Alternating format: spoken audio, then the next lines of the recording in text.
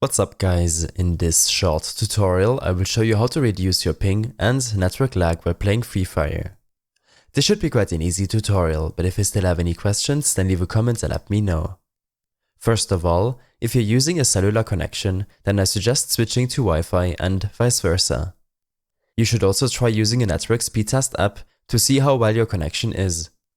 A low ping and high upload and download speed should be optimal. If your ping surpasses 100 milliseconds, then you should try to change your connection.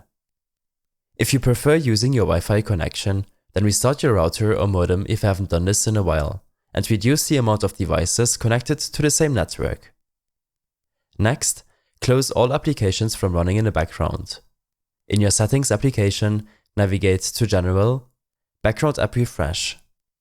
Here, I would suggest turning this option completely off while in-game, to reduce your network usage for other applications.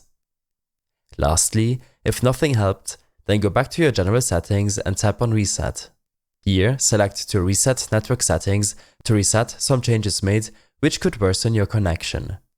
Additionally, you should restart your device when this step is done. I hope this helped you out. Leave a comment if you have any questions and see you in the next one.